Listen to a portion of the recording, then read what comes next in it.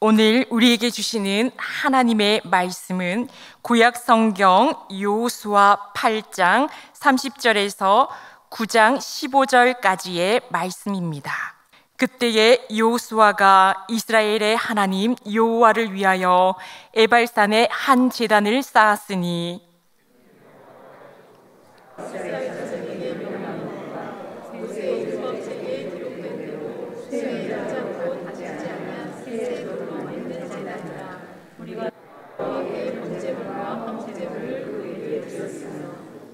여호수아가 거기서 모세가 기록한 율법을 이스라엘 자손의 목전에서 그 돌에 기록하매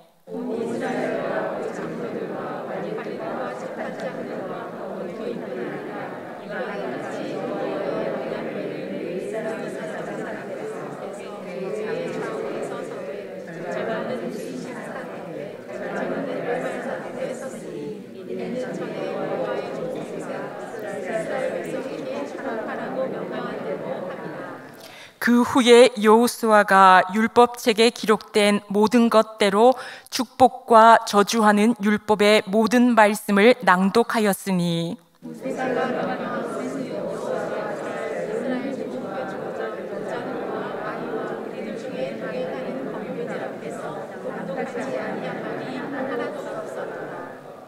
일 후에 요단 서쪽 산지와 평지와 레바논 앞 대해 연안에 있는 헷 사람과 아모리 사람과 가나안 사람과 브리스 사람과 히위 사람과 여부스 사람의 모든 왕들이 이 일을 듣고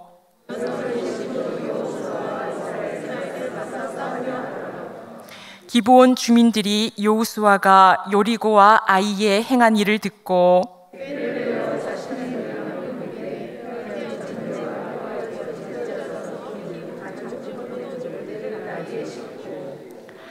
그 발에는 낡아서 기운 신을 신고 낡은 옷을 입고 다 마르고 곰팡이가 난 떡을 준비하고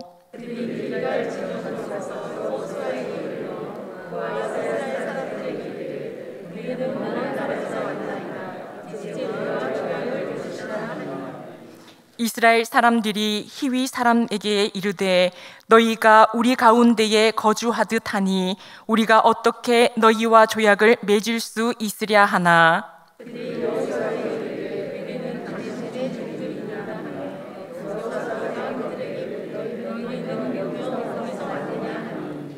그들이 여호수아에게 대답하되 종들은 당신의 하나님 여호와의 이름으로 말미암아 심히 먼 나라에서 왔사오니 이는 우리가 그의 소문과 그가 애굽에서 행하신 모든 일을 들으며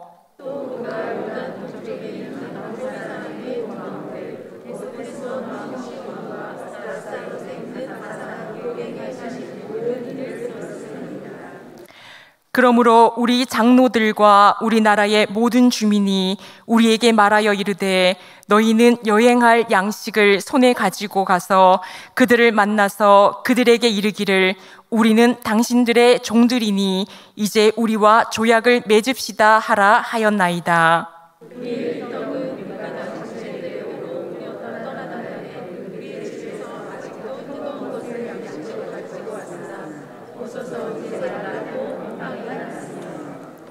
또 우리가 포도주를 담은 이 가죽 부대도 새 것이었으나 찢어지게 되었으며 우리의 이 옷도 신도 여행이 매우 길었으므로 낡아졌나이다 한지라.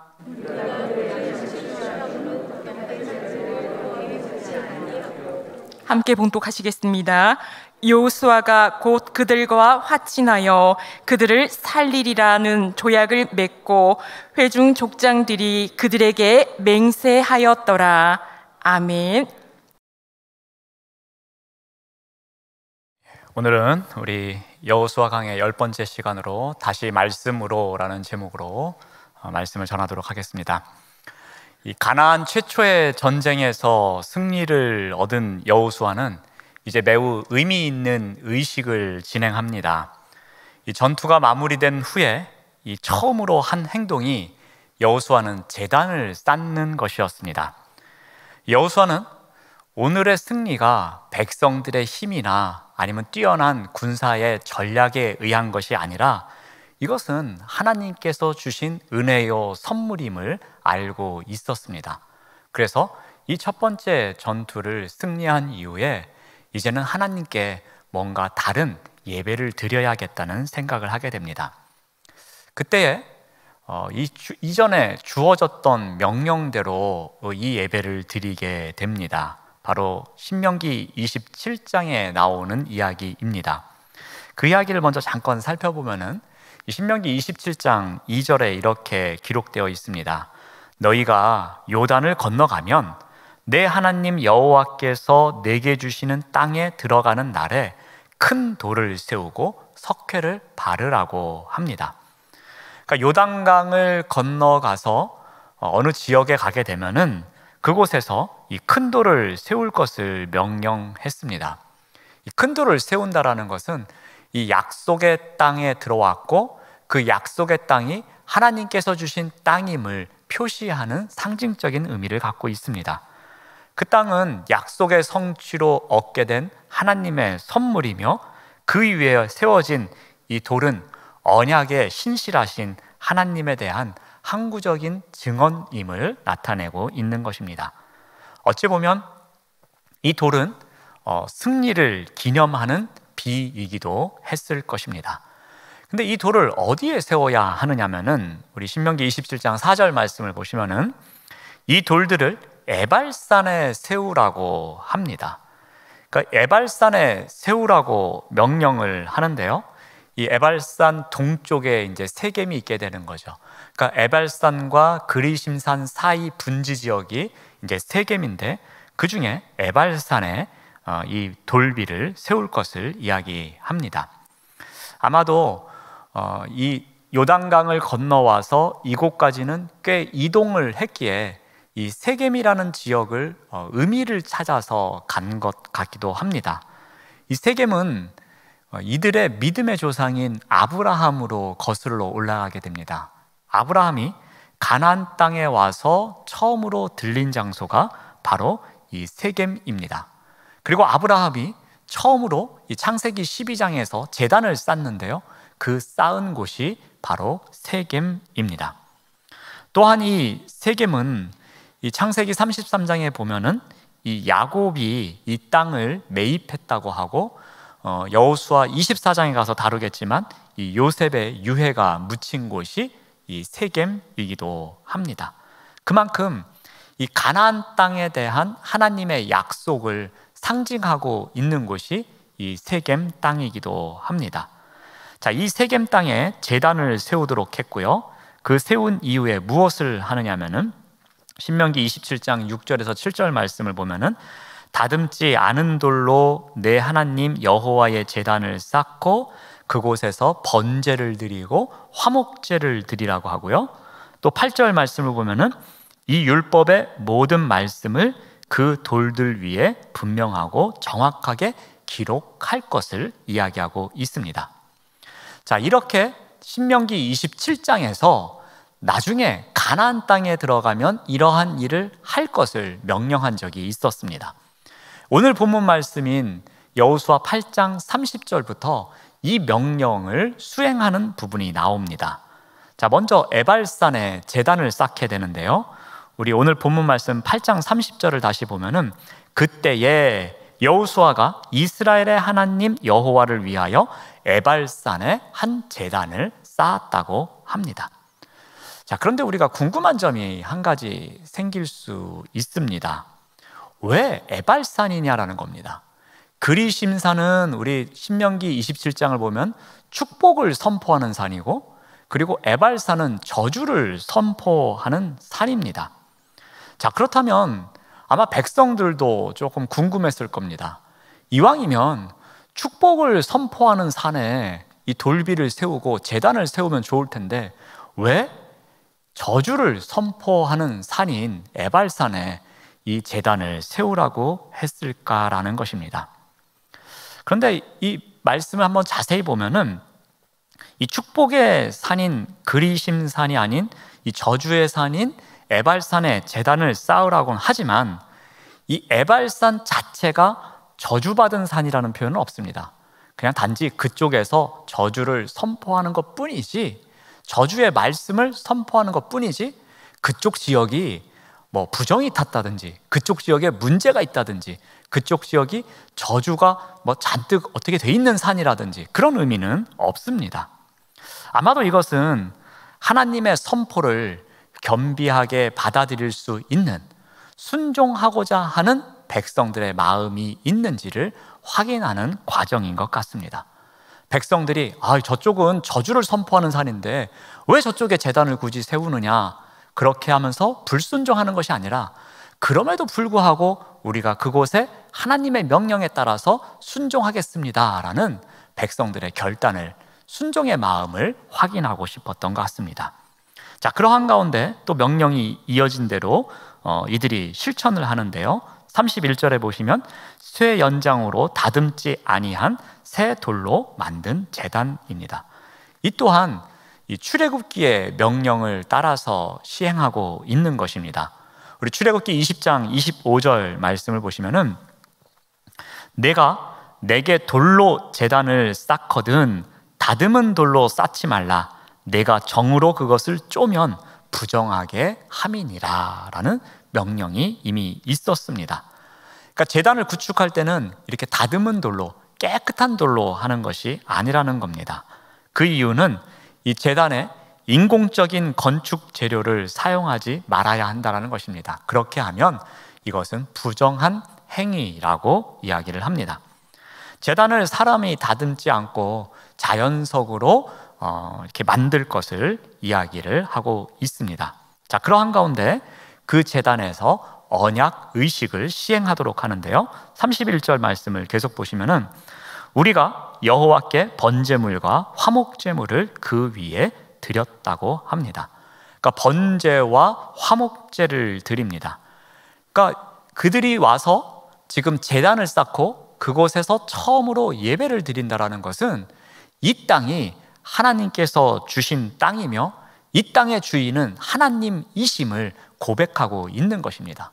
그곳에 와서 처음으로 제단을 쌓고 예배를 드리면서 하나님께서 이 땅의 주인이시며 우리에게 선물로 주신 이 땅에 우리가 드디어 왔습니다. 그리고 우리가 그 하나님을 찬양하며 예배합니다라는 의미를 담고 있는 것입니다. 먼저 번제를 드렸죠. 번제를 드렸다는 것은 이스라엘 하나님께 이 성별한다는 의미입니다.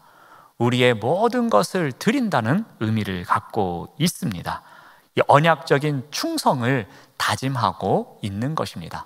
이 제단 앞에서 새롭게 이 세겜에서 세우는 언약, 이 언약을 통해서 이 땅에서도 우리는 하나님께 계속해서 충성을 다하겠습니다라는 언약을 하고 있는 것입니다. 또한 화목제를 드리죠. 화목제를 드리면서 하나님과 맺은 언약 관계를 그들 나름대로 축하하고 있는 시간을 갖습니다. 하나님 앞에서 함께 먹을 것을 나누어 먹으면서 이들이 축제의 분위기를 나누는 가운데 하나님과 우리와 그리고 이 땅이 하나가 되고 있음을 상징적으로 드러내고 있는 것입니다. 자, 이렇게 제단을 세우고 그 앞에서 예배를 드리고 난 다음에 하는 행동이 세 번째로 무엇이냐면은 우리 32절 말씀을 봅니다. 여호수아가 거기서 모세가 기록한 율법을 이스라엘 자손의 목전에서 그 돌에 기록합니다. 그러니까 율법을 그 제단에다 기록을 하게 됩니다. 율법은 하나님의 통치 원리죠. 그리고 백성들이 지켜야 할 규범이기도 했습니다. 그것을 제단에 상징적으로 기록한다라는 것은 우리가 그 말씀을 꼭 지키겠습니다. 이것을 보고 이것을 깨닫고 앞으로 이 말씀에 따라서 살아가겠습니다 라는 각오를 다지고 있는 것입니다. 또한 34절에는 이러한 행동을 합니다. 축복과 저주하는 율법의 모든 말씀을 낭독합니다. 그러니까 기록만 하는 것이 아니라 그 기록한 말씀을 백성들 앞에서 낭독까지 했다라는 것입니다.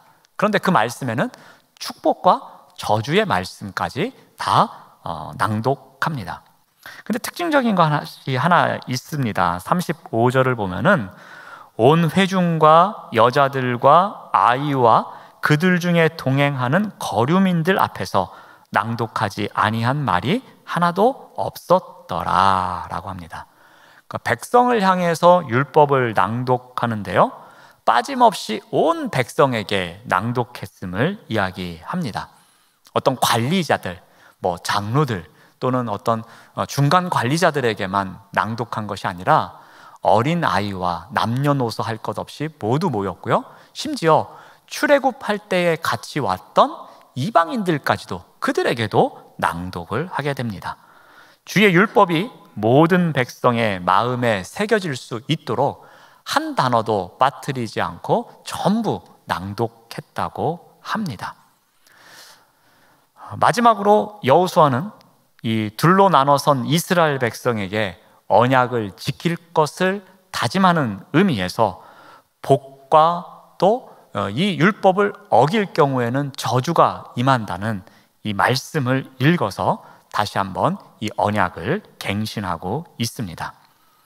자, 이 가나안 땅에 들어와서 처음으로 이와 같은 언약식을 합니다.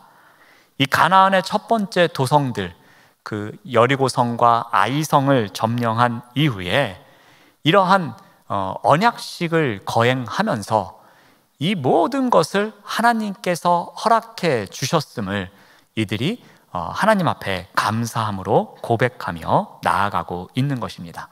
다시 말씀 앞에 서서 자신들의 마음을 다시 한번 다잡고 이 땅에서 우리가 하나님의 말씀에 따라서 살아갑시다 라는 마음으로 다시 한번 말씀을 되새기고 그 말씀을 낭독하고 있는 것이었습니다. 여기까지는 전혀 문제가 없어 보입니다. 그런데 이렇게 다시 말씀 앞으로 나아가서 서고 맹세하고 그 말씀대로 살아갈 것을 결단했음에도 불구하고 이들이 말씀대로 살아가지 못하는 일이 오늘 본문 말씀에서 일어납니다. 우리 9장으로 넘어가 보시면 9장 1절 말씀을 보면은 그 지역에 살고 있었던 사람들에 대해서 소개를 합니다. 헷사람이 있었고요, 아모리 사람이 있었고요, 가나안 사람이 있었고요, 브리스 사람이 있었고, 히윗 사람이 있었고, 여부스 사람이 있었습니다. 이 중에 기르가스 사람들만 지금 나오지 않습니다. 그래서 가나안 7 족속에 대한 소개가 나옵니다. 자, 이렇게 그 땅에는 가나안 7 족속이 살고 있었습니다. 자, 그런데 무슨 일이 있었냐면요, 9장 2절 말씀을 보면은 이들이 모여서 한 마음으로 똘똘 뭉칩니다. 그런 가운데 어떻게 하냐면 여호수아와 이스라엘에 맞서서 우리 싸웁시다 라고 결의를 다진 것입니다. 그러니까 7 족속의 족장들이 모여서, 그 민족의 지도자들이 모여서 우리 7 족속이 똘똘 뭉치면 그 여호수아와 이스라엘 백성들 물리칠 수 있다고 다짐한 것입니다. 그래서 결의를 다지고 우리가 함께 연합군을 조성하자고 한 것입니다. 그래서 그들이 모여서 일심으로 결의를 다지게 됩니다. 아마도 가나안 전 지역에 흩어져서 살고 있었을 것입니다. 동서로 흩어지기도 하고 남북으로 흩어지기도 했을 것입니다. 그러한 민족들이 모여서 이제는 한마음 한뜻으로 우리가 이 땅에 들어온 이방인을 몰아내자는 그러한 의기투합을 하게 된 것입니다. 아마도 이들은 여호수아와 이스라엘 백성들에게 대적하기 위해서 신속하게 모여서 이러한 다짐을 한 듯합니다. 그런데 이들 가운데도 결의를 다지지 않는 사람들이 있었습니다. 바로 기브온 주민들입니다. 우리 9장 3절 말씀을 보면은 기브온 주민들이 여호수아가 여리고와 아이에 행한 일을 듣고 라고 합니다. 이 기브온 사람들은, 주민들은 이 히위 족속에 속하는 사람들입니다. 가나안 7 족속 중에 히위 족속이라고 있는데요, 그 히위 족속 중에 어느 한 지역에 살고 있는 사람들을 기브온 주민이라고 불렀던 것 같습니다. 이 기브온 주민들은 히위 족속의 대표자가 결정한 것을 따르지 않기로 합니다. 그래서 그들이 어떻게 하냐면은 9장 4절 말씀을 보면은 꾀를 내었다고 합니다. 그러니까 그 민족의 대표자가 우리 민족이 7족속의 연합군을 조성하기로 했습니다. 그러니 모두 다 이 전투에 참석해야 합니다 라고 결의를 다진 것을 공포했습니다. 그런데 이 기브온 주민들이 어떻게 합니까? 우리는 그 연합군에 들어가지 말자. 이거 들어갔다가는 큰일 난다 라고 이야기를 한 것입니다. 왜요? 아이성과 여리고성에서 어떠한 일이 일어났는지를 들었다고 성경은 기록하고 있습니다. 이 기브온 주민들이 살던 곳이 아이성과 여리고성에서 그나마 가까운 곳이었습니다. 그러다 보니 이들이 당한 소식을 아무래도 빨리 접했던 것 같습니다. 그리고 좀 더 정확하게 그 일에 대해서 들은 것 같습니다. 그래서 이들이 꾀를 내었다고 합니다. 여러분, 이 꾀라는 표현은 부정적인 면도 있고 긍정적인 면도 있습니다. 부정적으로 쓰일 때는 어떻게 이야기를 하죠? 이 사람 참 교활하구나. 약삭빠르구나. 어떻게 이렇게 꾀를 낼 수가 있지? 라고 합니다. 그런데 긍정적인 면으로 쓰일 때는 이 사람이 지혜롭구나, 신중하구나 할 때에 바로 이 꾀를 내다라는 단어를 사용하게 됩니다. 이들은 그 이전에 있었던 일을 듣고서 아마 곰곰이 생각했을 겁니다. 우리가 연합군에 들어가서 저들을 막고 저들에게 공격을 가할 수 없다라는 것을 이들이 정확하게 상황을 판단한 것 같습니다. 그래서 다른 가나안 부족과는 체결한 그런 군사 동맹을 스스로 파기한 것으로 보여집니다. 자, 그런데 이들과 연관된 사건이 여호수아에게 일어납니다. 바로 기브온 주민들의 꾀를 여호수아가 분별하지 못한 것입니다. 자, 여호수아는 왜 이들의 꾀를 분별하지 못했을까요? 한번 그 이유를 한번 살펴보겠는데요. 먼저는 여호수아에게 찾아온 자만심 때문이었습니다. 여호수아와 이스라엘 백성들에게 반복해서 찾아오는 착각이 있었습니다. 그것이 무엇이냐면 여리고성을 이렇게 이긴 것, 이것은 우리가 잘해서 이긴 거야 라는 자만심이 한번 찾아왔었습니다. 그래서 아이성을 우습게 보고 아이성에 대해서 하나님께 기도하지도 않고 하나님께 제대로 묻지도 않고 그리고 하나님의 명령에 따라서 하지도 않은 가운데 실패를 맛보게 됩니다. 그런 가운데 하나님께서 함께 하셔야지만 이 전쟁을 이길 수 있다는 것을 깨닫게 됩니다. 한번 자만심이 찾아왔다가 큰 코를 다치고 다시 한번 깨달았습니다. 그런데 이번에 또다시 자만심이 찾아오게 됩니다. 이들이 꼭 기억해야 될 말씀이 있었습니다. 그래서 모세가 이 출애굽 백성들에게 마지막으로 설교하면서 한 이야기가 있습니다. 신명기 8장에 이러한 내용이 있습니다. 내가 마음에 이르기를 내 능력과 내 손의 힘으로 내가 이 재물을 얻었다 말할 것이라. 너희들이 나중에 가나안 땅에 들어가면 이런 말을 할 때가 있다는 겁니다. 내 하나님 여호와를 기억하라. 그가 내게 재물 얻을 능력을 주셨음이라. 이같이 하심은 내 조상들에게 맹세하신 언약을 오늘과 같이 이루려 하심이니라 라는 겁니다.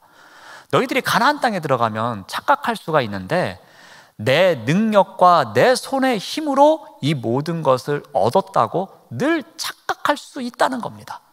그래서 모세가 그 삶을 다 하기 전에 이 출애굽 2세대들에게 모압 평지에서 귀가 따갑도록 설교를 한 내용 중에 하나가 무엇이냐면 너희들이 이 은혜를 꼭 기억해야 한다는 겁니다. 그 은혜를 기억해야지만 너희들이 착각하는 삶을 살지 않을 것이라고 이야기를 합니다. 그 내용이 바로 신명기에 주어졌던 말씀이었습니다. 여호수아는 이 말씀을 또 잊어버렸던 것이었습니다.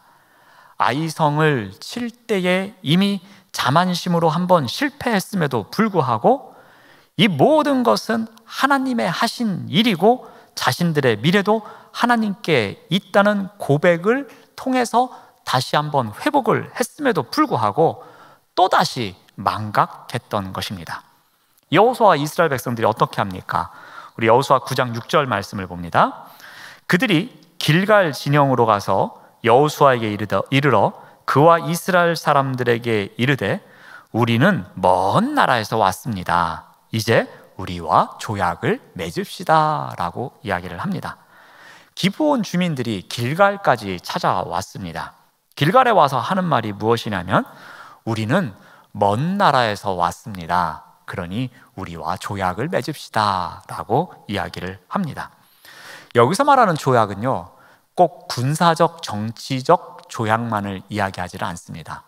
여기에는 정치, 경제, 문화, 종교 그 모든 것이 포함되어 있는 것입니다. 그러니까 서로가 서로의 정치, 경제, 문화, 그런 종교까지도 인정하자라는 의미를 담고 있는 것입니다. 자, 언약을 성급히 맺으면 안 되는 상황이었는데 그들이 어떻게 하는지 계속 말씀을 보시면 7절에 이렇게 합니다. 이스라엘 사람들이 히위 사람에게 이르되 너희가 우리 가운데서 거주하는 듯하다 라고 이야기를 합니다. 아무래도 이스라엘 사람들이 이들을 보고서 이야기한 것 같습니다. 사람들 이렇게 생김새를 보니까 이 주변에 사는 사람들처럼 보이는 것입니다. 그래서 너희는 이 주변에 사는 사람들 같은데 먼 데서 왔다니 그게 무슨 말이냐라고 이야기를 합니다. 이 부정적인 답변이 들려오자 이들은 누구에게 곧바로 갑니까? 이 민족의 지도자인 여호수아에게로 갑니다. 자, 8절 말씀을 보시면 그들이 여호수아에게 이르되 우리는 당신들의 종입니다. 우리는 당신의 종입니다 라고 이야기합니다. 그러자 여호수아가 또 그들에게 묻습니다. 너희들은 어디서 왔느냐? 또 누구냐? 라고 묻습니다. 당신의 종이라는 표현을 사용합니다. 이 표현을 한 번만 한 것이 아닙니다. 9절 말씀을 봅니다. 그들이 여호수아에게 대답하되 종들은 당신의 하나님 여호와의 이름으로 말미암아 심히 먼 나라에서 왔습니다 라고 합니다. 그리고 우리는 당신들이 애굽 땅에서부터 지금까지 오면서 행한 일, 그 일에 대해서 다 알고 있습니다. 다 들었습니다 라고 이야기를 합니다. 여호수아의 귀가 솔깃한 두 개의 단어가 나옵니다. 계속해서 자신들을 종들이라고 합니다.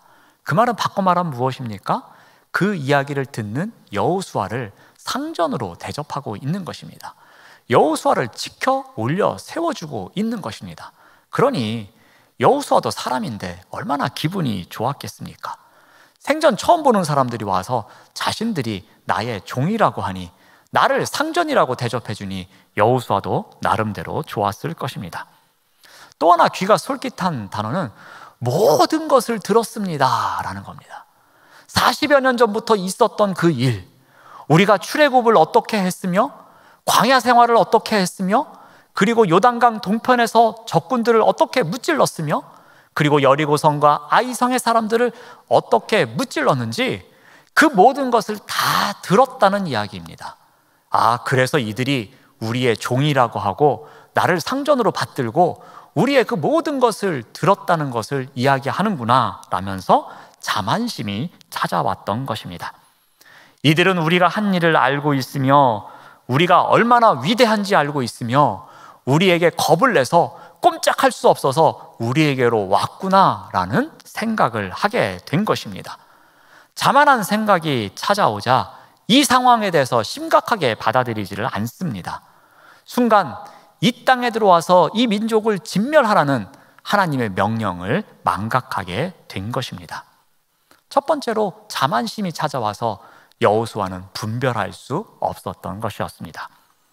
또 하나 여호수아가 분별할 수 없었던 것은 눈에 보이는 것과 귀로 들리는 것만 보았기 때문입니다.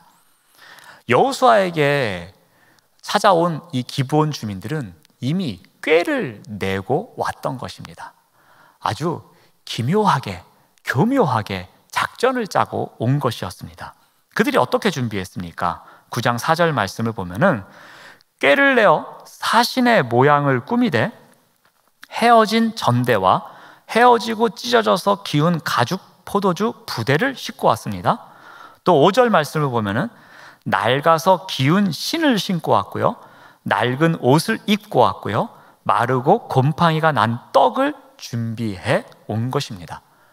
이들이 출발할 때부터 이렇게 준비를 해가지고 온 것입니다. 그들이 꾀를 내서 전대도 찢어진 것으로, 포도주 부대도 낡은 것으로, 신발도 헤어진 것으로, 옷도 헤어진 것으로 곰팡이 난 떡을 준비해서 온 것입니다. 그래서 먼 곳으로부터 온 것처럼 보여지게 작전을 짰던 것이었습니다. 그래서 이들이 어떻게 활용합니까? 12절 말씀을 보면은 떠난 날에 우리들이 집에서 아직도 뜨거운 것을 가지고 왔는데 먼 길을 오다 보니까 이제 말랐고 곰팡이가 피었다고 합니다. 또 13절을 보면은 포도주를 담은 이 가죽 부대도 출발할 때는 새 것이었는데 이 먼 길을 오면서 이것이 찢어지게 되었다라는 겁니다. 그리고 우리의 옷과 신도 여행이 매우 길었으므로 낡아졌다고 이야기를 합니다. 눈에 보이는 모습, 그리고 귀에 들려지는 말, 이 눈으로 보고 귀로 들리는 이야기는 전혀 거짓이 아닌 것처럼 들립니다. 꾀를 낸 것이라고는 생각할 수 없는 것처럼 보여지고 들립니다. 그냥 보고 들어도 누구나 믿을 수 있는 상황이었습니다. 눈앞에 드러난 현상은 속을 수밖에 없는 상황이었습니다. 우리가 어떤 상황이나 사건을 판단할 때는 오감을 이용해서 우리가 판단을 합니다. 눈으로 보고요, 그리고 누군가의 이야기를 듣습니다. 때로는 맛을 보기도 하고, 때로는 냄새를 맡기도 하고, 때로는 촉감을 통해서 우리가 이 상황에 대해서 판단을 할 때가 많이 있습니다. 여호수아와 이스라엘 백성들 또한 이 눈에 보이는 것, 그리고 귀에 들리는 것, 즉 외형적인 것만을 갖고서 판단했던 것입니다. 그래서 이들의 분별력이 흔들릴 수밖에 없었던 것입니다. 세 번째로 이들이 분별하지 못했던 것은 기도하지 않았기 때문입니다. 우리는 살아가면서 계속해서 어떻게 판단을 해야 되는지, 어떻게 선택을 해야 되는지 배워갑니다. 때로는 부모님에게 배우기도 하고요, 때로는 친구에게 배우기도 하고요, 때로는 교회 와서 말씀을 통해서 배우기도 하고요, 또 여러 가지 책을 읽으면서 배우기도 합니다. 때로는 내가 좋아하는 언론사를 통해서 그 소식을 듣고 그것을 통해서 우리가 이거는 이렇게 판단해야지, 저거는 저렇게 판단해야지 하면서 배울 때도 있습니다. 대부분 우리가 판단하는 기준은 우리가 경험한 것, 우리가 살아가는 상황에서, 그리고 지금까지 우리가 학습되어진 것을 통해서 우리가 판단할 때가 많이 있습니다. 근데 그리스도인은 여기에 한 가지 더 추가를 해야 되는 것이 있습니다. 중요한 것이든 그렇지 않든 우리가 늘 판단할 때는 기도해보는 시간이 있어야 됩니다. 기도를 통해서 내가 그 자리에서 다시 한번 겸손하게 나아가는 가운데 이 일을 내가 어떻게 판단해야 되는지 고민하고 또 고민해보는 시간을 가져야 합니다. 근데 여호수아는 이렇게 중요한 순간에 기도하지 않고 결정을 합니다. 우리 9장 14절 말씀을 보시면은 무리가 그들의 양식을 취하고는 어떻게 할지를 여호와께 묻지 아니하였다고 성경은 기록하고 있습니다.